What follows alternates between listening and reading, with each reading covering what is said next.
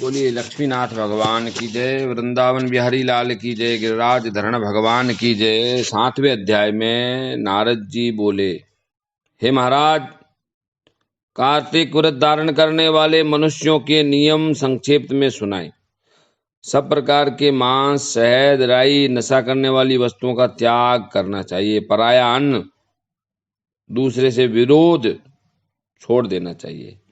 विदेश गमन छोड़ दे, बिना तीर्थ के अन्य स्थान में रहना छोड़ दे। देवता, वेद, ब्राह्मण, गुरु, गौ, व्रत, स्त्री, राजा, बड़ों की निंदा त्याग दे।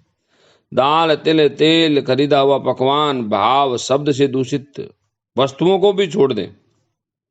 देखो, शब्द से भी वस्तु दूषित हो जाती है। जीवधारी का मांस, चूना है, मसूर, बासी अन्न नहीं खावे। बकरी, भैंस, गाय के दूध के सिवाय अन्य दूध, ब्राह्मणों से खरीदा हुआ रस, पृथ्वी से पैदा हुआ नमक, ये भी छोड़ दे। तांबे के पात्र में रखा हुआ पंचगव्य पोखर का जल और अपने आप पकाया हुआ अन्न मांस के तुल्य है। तथा कार्तिक व्रती ब्रह्मचर्य से रहें, पृथ्वी पर शयन करें, पत्तों पर खावें, चौथे पैर भोजन करें, नरक चौदस का तेल लगावें। इस तिथि को छोड़कर कार्तिक स्नान करने वाला तेल नहीं लगावे।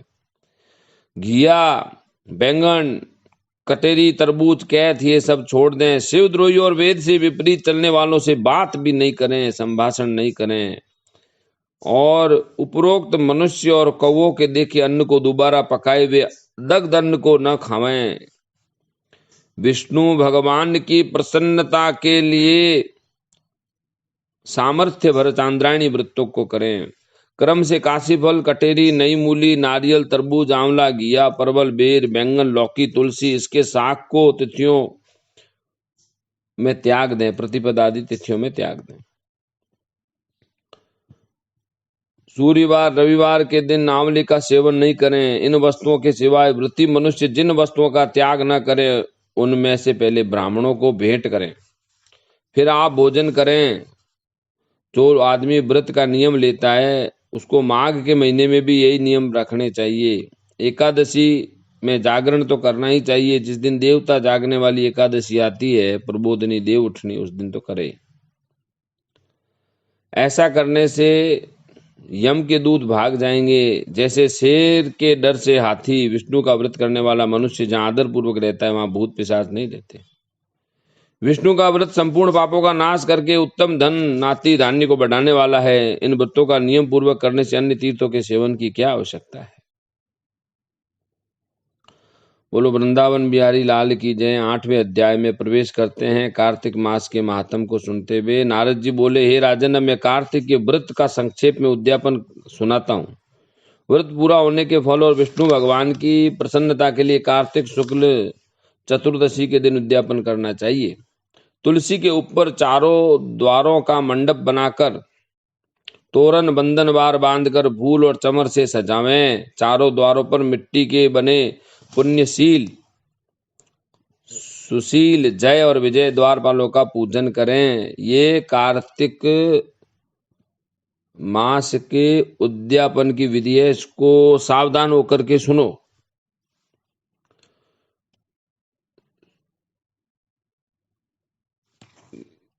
चतुर्दशी के दिन उद्यापन करेंगे, पूनम के दिन नहीं करेंगे। अच्छे से सजावट कर लें, बंधन बार से, मिट्टी से। और तुलसी के पास 4 रंगों से सुशोभित सर्वतोभद्र चक्र बनावें। एक सुंदर कलश स्थापित करें। फिर शंख, चक्र, गदाधारी, पीतांबर से युक्त लक्ष्मी सहित विष्णु भगवान की प्रतिमा स्थापित करें। त्रयोदशी को देवताओं ने उनके दर्शन किए। चतुर्दशी को पूजन करें। शांत और सावधानी से उपवास करें। देखो, सावधानी और शांत रहना बड़ा जरूरी है। गुरु की आज्ञा को प्राप्त करके भगवान कृष्ण की सोने की प्रतिमा, स्वर्णमयी प्रतिमा का पूजन करके, षोडशोपचार करके विविध भोग अर्पण करें। रात्रि में जागरण करें, भजन कीर्तन करें, प्रातः काल उठ करके नित्य नैमित्तिक कर्म करें, पश्चात हवन करें, ब्राह्मणों को भोजन करावे, धन का लोभ छोड़ दें, यथाशक्ति दक्षिणा देवें, उपवास कर ऐसे बैकुंठ को पावें। इस बैकुंठ चतुर्दशी के महात्म्य को देवता और शेष जी के 100 वर्ष में भी नहीं कह सकते। ये बैकुंठ चतुर्दशी इतनी महत्वपूर्ण है? बोली बैकुंठनाथ भगवान की जय। जो भगवान चक्रपाणी के जागरण में भक्ति पूर्वक आंगन में गायन और नृत्य करता है, उनको 1000 गायों के दान का फल मिलता है। इस दिन विष्णु भगवान मत्स्य रूप हुए थे, अतः उनको प्रसन्न करने के लिए स्थिति में उन ब्राह्मणों को खीर आदि का अन्न का भोजन करना होता है और देवों मंत्रों से तिल और खीर का हवन करें, जिसके करने से अच्छे फल मिलता है। फिर विधि पूर्वक कपिला गाय का पूजन करें। उपदेश करने वाले गुरु को सपत्तिक वस्त्र आभूषण से सुसज्जित करके समापन कराएं। प्रार्थना मंत्र से आपकी प्रसन्नता से मेरे 7 जन्म के पाप नष्ट हो गए और मेरे मनोरथ सफल हो जाएं, मुझे विष्णु लोक की प्राप्ति हो जाए, ऐसे ब्राह्मण से प्रार्थना करें, क्षमापन करें, चरणों में निवेदन करें। कार्तिक और माघ की वही विधि है, एक समान विधि है। ऐसा सम्यक रीति से कार्तिक का व्रत करने वालों को संपूर्ण कामनाओं से युक्त भगवान विष्णु के समीप रहने का, सानिध्य का अवसर प्राप्त होता है। ये हमने आपको कार्तिक मास की कथा में कार्तिक उद्यापन के प्रसंग को सुनाया। अब 9वें अध्याय में राजा पृथु ने कहा, बोलो वैकुंठनाथ भगवान की जय, राधा गोविंद भगवान की जय।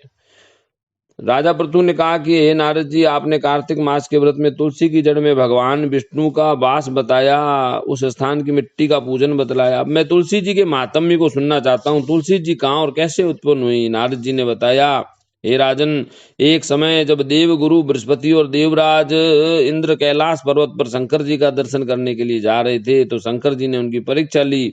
जटाधारी दिगंबर ने उनके मार्ग में रोक लिया। यद्यपि वे तेजस्वी, शांत, लंबी भुजा, चौड़ी छाती वाले गोरे रंग के थे, सिर पर जटा भी धारण किए हुए थे। इंद्र ने शंकर जी को न पहचाना, उनका नाम धाम आदि पूछा। शंकर जी ने अपने स्थान पर है या कहीं गए, इस पर तपस्वी ने कुछ कहा, परंतु त्रिलोकीनाथ के ऐश्वर्य से गर्वित इंद्र कब चुप रहने वाले थे। उन्होंने क्रोध से गुड़क कर कहा, अरे मैं पूछता हूं, तू उत्तर क्यों नहीं देता? मैं तुझे वज्र से मारूं क्या? कौन तेरी रक्षा करेगा? अरे दिगंबर, भगवान शंकर ने वज्र सहित उसका हाथ ही स्तंभित कर दिया और विकराल नेत्र से ज्यों उसे देखा तो दिगंबर प्रज्वलित तो उठा, तेज से जला देगा। भुजाएं स्तंभित होने से इंद्र क्रोध के मारे आग बबूला हुआ, उसके दुख का भी अंत नहीं हुआ। ज्यों ही बृहस्पति जी ने उस प्रज्वलित दिगंबर को देखा, अपनी बुद्धि से भगवान शंकर जान करके बृहस्पति जी पहचान गए और प्रणाम किया। और बृहस्पति जी बोले, हे दीनानाथ, हे ओडरदानी महादेव, आप इस इंद्र को क्षमा कर दो। ये अज्ञानी है, पद के मद में है। मैं अपने नेत्रों से जो ये क्रोध निकला है, इस क्रोध को मैं कैसे रोकूं? भगवान शंकर बोले कि क्रोध तो आ चुका है। तो भगवान ने कहा, बृहस्पति जी ने भगवान शंकर को कहा कि आप भक्तों पर दया करो, आप भक्त वत्सल हो, अब इस तेज को शांत करके इंद्र का उद्धार कर दो। तब भगवान शंकर ने कहा कि तुम्हारी स्तुति से मैं प्रसन्न हूं, हे बृहस्पति, तुमने इंद्र को जीवन दान दिलाया है। अब मैं अपने वरदान द्वारा जीव के नाम से विख्यात करता हूं। उसी दिन से बृहस्पति जी को जीव कहने लगे। मेरे नेत्रों की अग्नि अब इंद्र को पीड़ित नहीं करेगी, ऐसा कहकर शंकर जी ने अपने माथे से निकले हुए तेज को क्षीर सागर में डाल दिया और अंतर ध्यान हो गए। इंद्र और बृहस्पति दोनों भय से मुक्त होकर के परम सुखी हुए। इस प्रकार जिनको जानने की इच्छा थी, वे रास्ते में उनको मिल गए, दर्शन दे दिया। बोलिए, देखिए कैसी अद्भुत कथा है कि भगवान से मिलने जाते हो तो भगवान रास्ते में ही आ जाते हैं, लेकिन भगवान को पहचानना भी तो बहुत जरूरी है। ये पहचानना हर एक के बस की बात नहीं है। बोलिए देवादिदेव महादेव की जय, वृंदावन बिहारी लाल की जय, गिरिराज धरण भगवान की जय। तो ये कार्तिक मास के 9 अध्याय हमने सुने। आगे के सत्र में 10वें अध्याय में हम प्रवेश करेंगे।